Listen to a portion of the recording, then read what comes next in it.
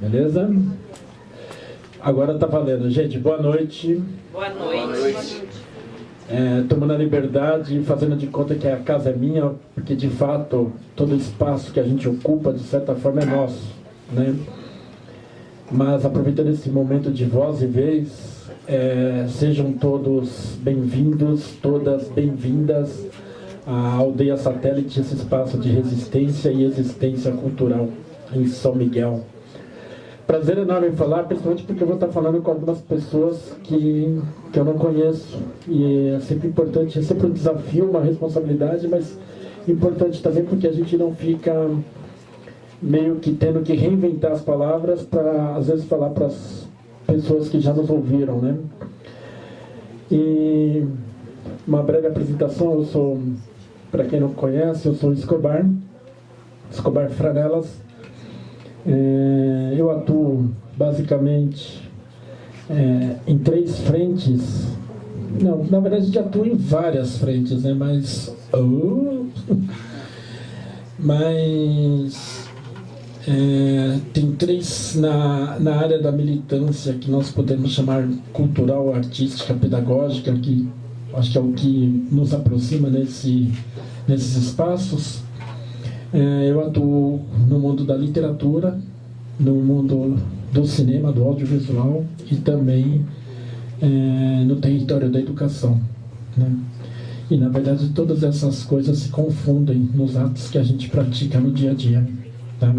Então, quando eu estou, de certa forma, falando de literatura, eu também estou falando de educação, e quando eu estou falando de educação, eu também estou falando de cinema e estou falando de literatura. Vou pedir para vocês, licença para vocês, eu queria fazer uma leitura de alguma coisa que eu escrevi essa semana. Minto, eu não escrevi porra nenhuma. Algumas coisas que eu recolhi num espaço de 10, no máximo 15 minutos, na manhã do dia 24 de julho, salvo engano meu, foi na quarta-feira, quando eu abri minha rede social, Facebook, e comecei a me incomodar com as coisas que estavam, com as notícias que apareciam ali no feed para mim. E aí eu resolvi anotar, guardar algumas coisas para nossa reflexão, e eu acho que é pertinente, inclusive depois do Claudemir ter cantado essa música do Legião, que é tão emblemática, né? Uma das músicas mais viscerais, de tantas músicas viscerais que o Renato Russo e sua turma compuseram. Isto não é um poema. Empresa que abate frango demite 400 funcionários e fecha a unidade. Desmonte sobre Bolsonaro pode levar desmatamento da Amazônia a ponto irreversível, diz físico que estuda a floresta há 35 anos. Petrobras vende 35% das ações por 9,6 bilhões e BR Distribuidora passa a ter controle privado. Dória se reúne com chineses para apresentar programa de privatizações de ferrovias e metrô. Governo avalia liberar botijão de gás parcialmente cheio e sem a marca da distribuidora. General deixa a presidência da FUNAI e diz que secretário de Bolsonaro saliva ódio aos indígenas. Policial civil que denunciou a Aécio em vídeo é encontrado morto em Belo Horizonte. Ancine libera documentário sobre Bolsonaro após ser criticada. 5 ministros de Bolsonaro tiram férias com menos de 7 meses de governo. Sem dinheiro, governo... Presta atenção. Sem dinheiro, governo quer substituir os mais médicos por programa 50% mais caro. Hoje, somente hoje, 24 de julho de 2017, manhã.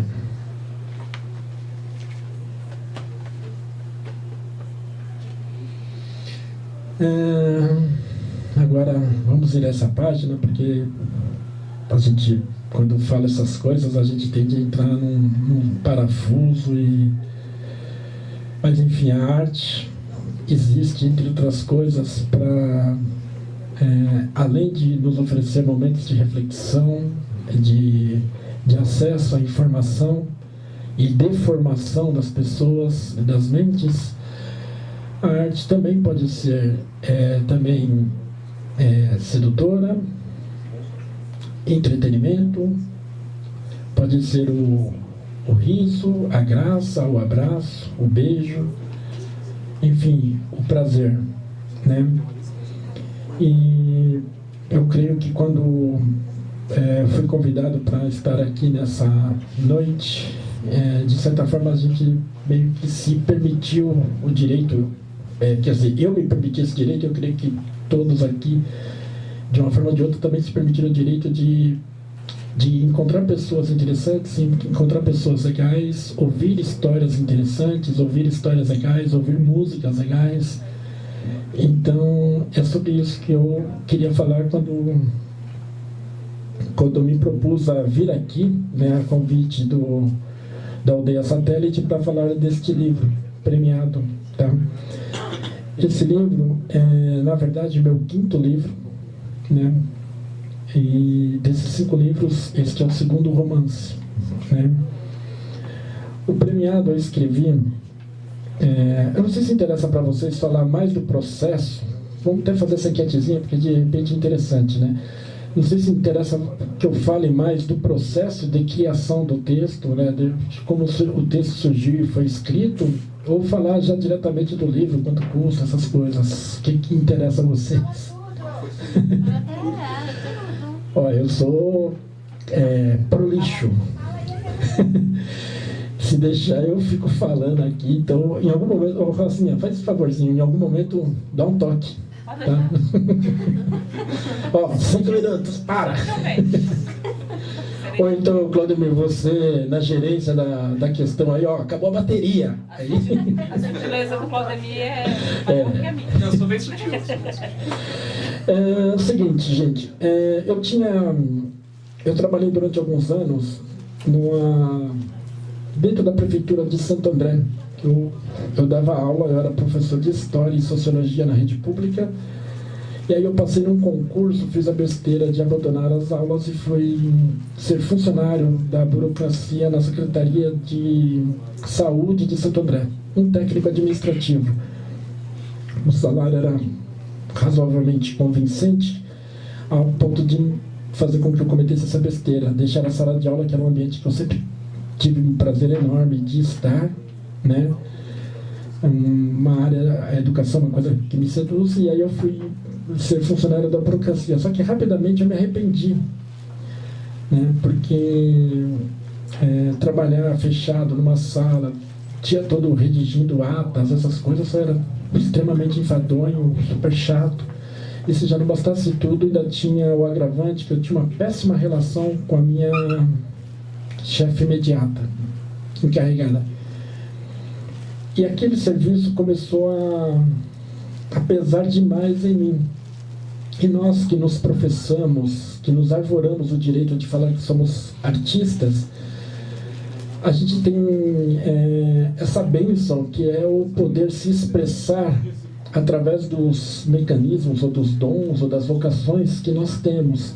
Então, eu não sirvo para cantar nem no banheiro, muito menos em karaokê, não sirvo para dançar, mas parece-me que quando eu me proponho a escrever alguma coisa, eu sou talvez um pouco convincente. E foi através da escritura que eu consegui suportar alguns dias. E eu vou confessar para vocês que é de uma forma assim, se a gente for pensar na prática do serviço, uma forma totalmente absurda. Porque eu trabalhava no setor lá e, para atenuar a raiva, a mágoa, a chateação de estar ali, às vezes, plena segunda-feira de manhã, aturando uma pessoa extremamente arrogante, super assim, que pesava violentamente a mão, não só contra mim, mas contra todas as pessoas que eram subordinadas a ela ali naquele setor, a forma que eu encontrei foi de escrever. Então eu ficava, todo o tempo que eu tinha ali, né, eu ficava só no computador, e eu tinha sorte de trabalhar meio que isoladamente num trecho da sala. Eu mudei a posição da mesa e eu tinha um certo controle, uma certa autonomia, né? E eu ficava ali escrevendo poemas. Toda hora que eu tinha oportunidade, vocês que conhecem informática sabem o tal do Ctrl Tab, né? Muda de tela. E aí eu ficava ali, então, eu escrevia um poeminha, escrevia uma coisa, escrevia um texto sobre um livro legal que eu estava lendo, enfim. E aí, em algum momento, eu me peguei pensando numa outra coisa, uma outra situação que eu vivia ali, que eu achava muito interessante, que tinha um pessoal próximo a mim, não só do meu setor, mas de outros setores, que jogavam na loteria toda semana. Na verdade, 2 vezes por semana, né? Porque a Mega Sena, ela corre 2 vezes por semana, salvo engano meu, nos sábados e as quartas. E esses caras, e não eram só, eu falo os caras porque era um público predominantemente masculino, mas tinha mulheres também que ficavam, eles tinham umas discussões pesadas, né? E eu lembro de uma vez, inclusive, que eles acertaram 2 números, né, e alguns outros números próximos. E naquele dia, nossa, o pessoal viajou nas ideias. Puta merda, se a gente tivesse ganhado, eu não teria nem trabalhava mais hoje. Eu já ia direto pra praia, eu já ia voltar pro Ceará, tal. Putz, o pessoal ali naquela puta confusão de ideias, tudo. Eu fiquei pensando, puta, que coisa louca isso. E aí me surgiu a ideia de começar a escrever a respeito, né? Como que seria uma pessoa que ganha na loteria, de fato, como que é isso na real? E aí eu comecei, no que eu comecei a pensar em escrever o texto, eu percebi que eu não manjava nada, então eu não tinha muito o que escrever. Então primeiro eu teria que abordar as pessoas, conversar com elas de uma forma muito sutil, para entender exatamente o que essas pessoas de fato pensavam sobre essa ideia de ganhar na loteria, já que elas jogavam ali, né? Eu fui trabalhar na prefeitura, cheguei lá em 2014, mas tinha gente que trabalhava ali já há 20 anos, 25 anos, tal, prestes a aposentar. E eu conversando com as pessoas, eu me dei conta de que as pessoas, na verdade, elas jogavam tão intensamente, viajavam tanto na ideia, nessa hipótese de vir a ganhar e eu vou abandonar tudo, mas quando elas paravam para pensar de fato o que elas fariam, elas não sabiam. Tipo assim, putz, eu conto para minha mulher ou não conto? Né? Putz, se eu contar para minha mulher, ela vai querer falar para... Passou horário? Não, a Claudemir tá de bobeira, né? Eu imaginei que... Um minuto. Tá bom, vai, vou acelerar. E aí eu me dei conta de que as pessoas jogavam, tinham essa sanha de querer ganhar na loteria, mas elas de fato não... Quando eu questionava, mas e aí, se você ganhasse na loteria, como que você ia fazer, Você ia falar com quem? Você ia contar pra quem, né? Não ia contar pra ninguém. Pô, mas nem pra sua esposa? Não, você é louco, Minha mulher, língua solta, ela vai falar pra irmã dela. A irmã dela, o marido dela é um vagabundo, tá? Isso, aquilo, meu cunhado. Aí já vai pesar na minha, tal. E aí eu fui me dando conta de que tinha umas histórias muito interessantes desses personagens, né? Essas pessoas tinham histórias interessantes para contar. E eu comecei a fazer a amarração do meu enredo baseado nisso daí. E aí isso resultou nesse livro premiado, que é a história do cara que joga durante anos, né? Segundo o enredo, o cara jogou durante 30 anos, mais ou menos, na loteria, até que um dia ele vai lá conferir o jogo, como ele fazia toda semana e tal. E aí na hora que ele... ganhei. E aí o cara... é como se ele atravessasse um portal, né? Ele entra num parafuso, numa paranoia mental, porque ele não sabe para quem contar e tal, enfim. Mais do que isso eu não posso contar, porque senão a gente acaba dando spoiler do livro, né? Mas a história é basicamente essa. Alguém quer perguntar alguma coisa? Menos no final. Então, é isso, gente. Deixa eu fazer uma pergunta. As pessoas têm uma visão assim de que o escritor é o cara que vende muito, que vive da literatura, assim como o ator é o cara que está na Globo, o músico é o cara que está na rádio, enfim, tem essa visão, o cara só é talentoso, bom, quando ele consegue um espaço na mídia. Você está no 5º livro. 5º livro. Como que é essa relação como é que você vê essa relação do escritor, vamos dizer periférico, não é um termo que eu gosto muito, você pode trocar à vontade, de um escritor que é um best-seller do momento, como diria o Raul Marcelo Nova? É curioso a gente pensar que, na verdade, mesmo os escritores e as escritoras best-seller que nós conhecemos aí, geralmente, eles e elas têm outras fontes de renda, né? Excetuando-se alguns casos.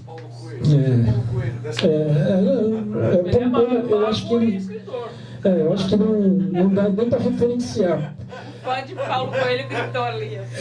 Mas assim, a maioria dos escritores e escritoras que eu conheço, mesmo que tem uma certa projeção midiática e tudo mais, geralmente são jornalistas, professores e professoras universitários, enfim, pessoas que têm outras formas de ganho. Agora, imagina nós na condição de sujeitos periféricos, né, que temos que o desespero da sobrevivência, né, que é ganhar o dinheiro para pagar a conta imediata, que às vezes já está até atrasada, que para nos locomovermos, né, para irmos até o trabalho, normalmente temos que depender de transporte público e perdemos aí horas do nosso dia, porque aí sim são horas perdidas, né? Você está num trem lotado onde você não consegue, por exemplo, nem prestar atenção numa música, nem interagir legal numa rede social se você está com o celular, ou por conta do aperto não consegue ler um livro e tudo mais. Quer dizer, até essa hora que poderia ser produtiva de certa forma, ela não é. Então aqueles 45 minutos de São Miguel até o Brás, por exemplo, que você não faz nada porque está ali, né? Alguém está batendo o cotovelo no seu pescoço, a outra pessoa está pisando no dedão do pé. Se você mudar a posição do pé, você depois não abaixa mais. Geralmente, segunda-feira, o pessoal comeu aquele churrasco mal passado no domingo e aí solta aquelas bufas nervosas que aí você tem que ficar sem respirar, né? Eu tenho 50 anos, né? E desses 50 anos, todo o tempo que eu tive no mercado de trabalho, eu dependi muito de transporte público. E a gente sabe como que é essa relação, né? É super difícil. Então, é realmente uma hora que a gente perde, né? Totalmente perdida. E aí, o que acontece? Quando você volta para casa à noite, e aí você tem um tempo, digamos, que a gente poderia se dedicar ao ócio ou à criatividade, né? Geralmente é a hora que quem tem filhos tem que cuidar de filhos, às vezes tem que ajudar a cuidar da casa, da mãe adoentada, da avó adoentada, temos outros compromissos, temos escola, faculdade à noite.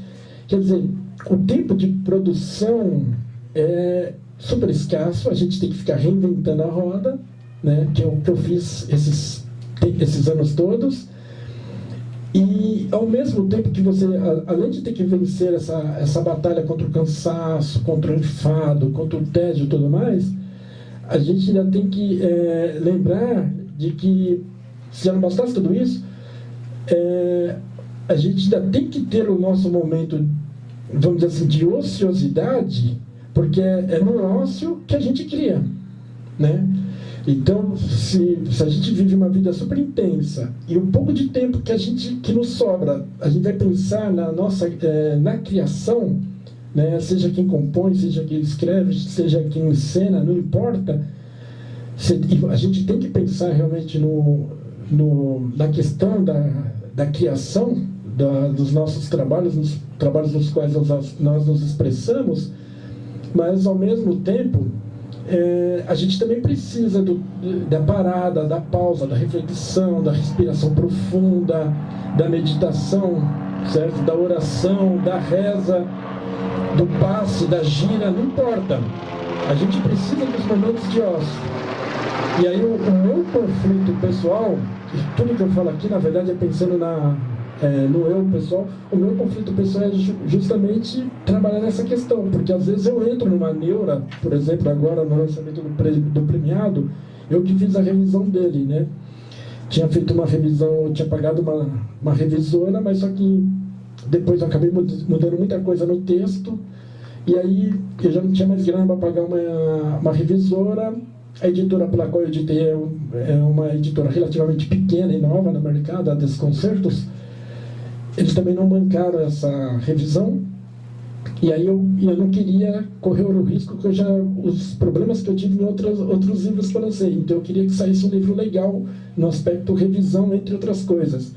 O que acontece? Cada vez que eu pedia para o cara que eu pedia uma alteração, eu revisava e pedia uma alteração, o livro, quando voltava para mim, eu tinha que trabalhar em regime de urgência e ao mesmo tempo eu tinha que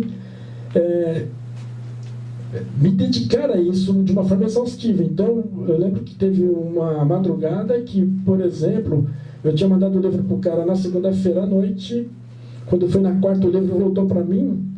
E aí eu falei, sabe uma coisa? Eu vou matar esse livro essa madrugada. E aí eu tirei a madrugada toda para reler o livro. Imagina um livro uma história que eu criei, que eu já tinha lido, sei lá, 10, 12 vezes por conta das revisões, e aí que no meio de uma madrugada no meio de uma noite eu resolvi que ia emendar a madrugada, mas queria fazer essa revisão full time. Então, isso, para quem trabalha com a criação, é péssimo, né? Porque a gente se exaure fazendo coisas técnicas, mas ao mesmo tempo a gente não tem outros recursos, a gente não tem outras fontes. Então é realmente achar essa linha de equilíbrio, achar esse ponto de fervura do nosso estar no mundo, né? E prosseguir. Não sei se eu respondi sua pergunta, Claudemir, acho que eu dei uma fuga, mas isso não é isso, meu. É um negócio super, tipo assim, é uma luta da gente com a gente mesmo, né? Com o nosso meio social, com a implicância da família, porque a gente sempre é um objeto estranho, né? A gente sempre é olhado assim nas churrascadas de fins de semana, né? Pô, mas você é escritor, tal, isso, aquilo, mas seu livro está onde? Está na Livraria Cultura? Eu falei, não, a Livraria Cultura está falida. Mas está na Saraiva? Não, a Saraiva também está falida. Mas em que livraria que está? Bicho, não está na livraria. Mas tem aqui, ó, na minha bolsa. Quer comprar? Antigamente eu era um pouco mais educado, agora eu já sou mais cínico com relação aos familiares, porque assim, o pessoal sempre quer menosprezar. Então, para vocês, eu sei que aqui existe um grupo predominantemente de atores e atrizes, eu imagino que vocês devem enfrentar o mesmo ar, as mesmas piadas que eu, de certa forma, eu também enfrento, mas, né, sempre aquela historinha, pô, você é ator, putz, você vai fazer teste na Globo, né? Aquilo. Você é atriz, mas você já fez algum comercial, né? Você já fez teste na Globo? Nossa, você não fez teste, você não vai fazer? Mas como assim? Você é ator e não vai ser da Globo? Que são as piadas que eu imagino que vocês devem ouvir, enfim, são essas questões. Mais alguma coisa? Quanto tempo demorou para sair os seus livros? Tipo, você demorou? Esse livro premiado, ele até que foi relativamente, entre o tempo de escrita e o lançamento, ele foi relativamente curto, 4 anos. Né? Tem um outro anterior que está ali exposto, Antes de Envelhecer, esse demorou bem mais. Curiosamente, o Antes de Envelhecer eu escrevi rápido, eu escrevi ele em 6 meses, na época que eu trabalhava em Barueri, eu andava de trem.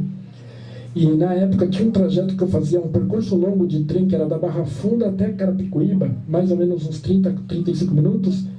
E quando o texto veio, né, a ideia do texto veio, eu escrevia ele, basicamente, eu escrevia ele todinho no caderno universitário, e eu fazia nesse trajeto da Barra Funda, porque eu pegava o contrafluxo, eu estava indo para Barueri, então o pessoal daquela região vindo para o centro de São Paulo de manhã e eu, na verdade, estava no contrafluxo, então eu conseguia ir sentado, né? E aí eu aproveitava todo esse tempo para ir redigindo, escrevendo o texto, que depois eu transcrevi e tudo, mas assim, o texto foi escrito muito rapidamente, mas depois eu demorei, como foi a primeira vez que eu escrevi, na verdade não foi a primeira vez que eu escrevi uma história longa, mas foi a primeira vez que eu escrevi do início ao fim, né? Eu tinha o texto pronto, porque outras vezes eu tinha parado em algum momento. E aí o que acontece? Muito inseguro, a gente fica super inseguro, né, meu? Eu não sabia se aquele texto era bom ou não, então várias vezes eu reli, aí às vezes eu aumentava, esses cortes estão muito secos, deixa eu dar uma melhorada. Outras vezes eu achava que tinha muita sobra, muito adjetivo, né? E eu sou, assim, eu meio que persigo eu sigo, na verdade, uma escola que eu chamaria de a escola graciliana, sabe? O Graciliano Ramos é tido como um dos grandes autores do nosso tempo, e não só na língua portuguesa, que era aquele cara que escrevia exatamente o que ele queria, ele precisava escrever para contar aquela história, sem sobras, sem excesso de adjetivos, sabe? E eu persigo isso nos meus textos. Eu tento, ao máximo, tipo assim, escrever somente o que eu acho que é necessário para o entendimento da pessoa que está lendo. E aí, quando eu escrevi, por exemplo, esse premiado, eu escrevi em 2015. Em 2016, eu escrevi ele no site da Amazon, que eles estavam lançando um concurso literário para e-books. E aí eu escrevi, o texto foi aprovado, foi aceito, não ganhou nada, mas ficou lá um tempo, rendeu até uma graninha para mim, sabe? Uns trocadinhos, porque vendeu os e-books, né, pela Amazon, e ficou lá, beleza, tal. Mas aí quando foi no início do ano passado, eu comecei a pensar na ideia de trazê-lo para deixar de ser e-book e trazer ele como material impresso, porque eu percebi que as pessoas com quem eu me relaciono no dia a dia, né, esse fluxo do sarau, são pessoas que não leem e-books, não leem Kindle, essas coisas. E aí eu peguei e falei, putz, eu tenho que lançar isso impresso para o meu pessoal ler. E aí, por conta disso daí, que eu resolvi bancá-lo dessa forma. Então eu tirei do site da Amazon, até por uma questão contratual, ele não está mais lá no site da Amazon como e-book, e eu lancei ele de forma impressa pela Desconcertos. Mais uma coisa que pode fazer? No meio tipo, desses livros, você sentiu já aquele desconforto, não quero mais fazer, sabe? Tipo, como se diz, não sei se fala a palavra agora, uma tristeza, tipo, não quero mais fazer, tipo, alguma coisa que desanimou no meio do caminho da escrita? Não. Na verdade, assim, a escrita é o meu alimento, é a minha bebida. Eu diria que eu tenho um prazer na escrita que é muito próximo do prazer sexual, digamos assim, sabe? Isso só para metaforizar o prazer que a escrita me proporciona. Mas assim, detalhe super importante. Quando eu falo a escrita, eu falo o ato de escrever, de criar o texto, de escrever um poema, um conto, um romance e tudo mais. Não necessariamente publicar. Sabe, porque publicar é uma coisa mais técnica, é mais midiático, né? Mas assim, a minha grande necessidade é escrever, sabe? Eu estava passando por um momento muito ruim lá no trampo, sabe? Tipo assim, correndo o risco talvez de entrar numa depressão, alguma coisa assim. Aí a forma que eu encontrei para atenuar o peso de toda segunda-feira, 8 horas da manhã, bater um cartão, assinar um ponto, iniciar um trabalho que ia até às 5h15 da tarde, e saber que eu ia fazer isso na segunda, na terça, na quarta, na quinta e na sexta, isso era um peso muito grande, né, Eu vendo várias pessoas do meu setor, o pessoal que entrava em processo de depressão e tudo mais, falei, não quero isso pra mim, não. Eu não podia pedir a conta, eu tenho filhos, sabe, contas a pagar, tá? Então eu precisava encontrar um meio termo, e o meio termo que eu encontrei foi essa forma de driblar a atenção das pessoas que trabalhavam comigo e atenuar isso escrevendo as minhas histórias, escrevendo os meus textos de forma sutil e disfarçada ali no ambiente de trabalho, né? Então, é assim, sabe? Eu não consigo me ver sem escrever.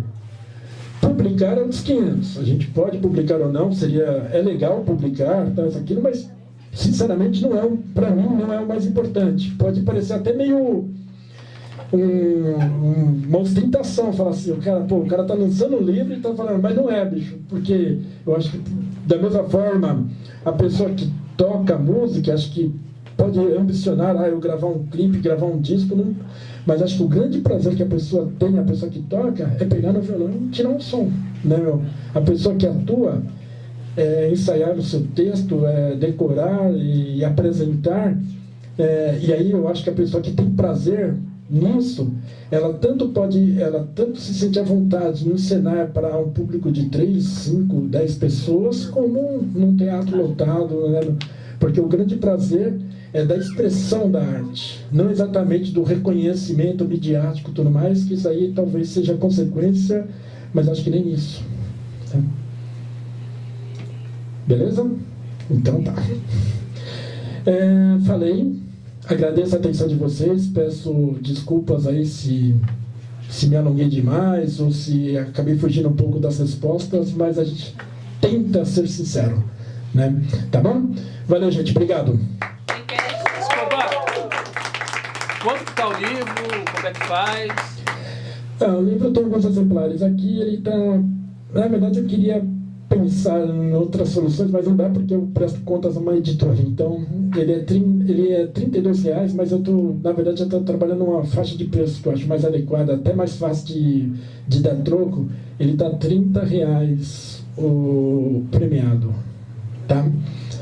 E se for preciso passar cartão, eu tenho a maquininha. Tá bom? Obrigado, gente. Tem uma pergunta. O Mioto. Antônio Mioto, por favor. Ai, meu Deus. Deixa eu prestar atenção, porque o Mioto sempre formula perguntas que tiram a gente do centro do universo. Diz, meu mestre. Está nos seus planos traduzir para alguma língua latina o premiado? Ou aceitar fechar um contrato com uma editora lá fora? Porra. Você sabe que eu tenho uma dificuldade de entender como, por exemplo, o que eu escrevo em termos de poesia, né, pensar elas traduzidas, tal, isso aqui, porque eu acho que elas têm uma peculiaridade, tal, isso aqui, uma formatação que talvez se perca em compreensão caso seja traduzida. Mas agora o premiado, os meus textos em prosa, eu acho que vai bem, né? E o tema é meio universal, né? Eu imagino que essa questão, essa ambição por ganhar prêmios, né, ganhar loterias, tudo mais, eu acho que é uma coisa que não é só brasileira. Eu não conheço outros países. O único outro país que eu conheço fora do Brasil é o Paraguai, né? E aí eu não sei se é referência à Cidade do Leste, mas eu acho que seria legal, sim. Uma ideia bacana. Aguardemos. Opa! Gente, valeu, é isso. Obrigado, valeu.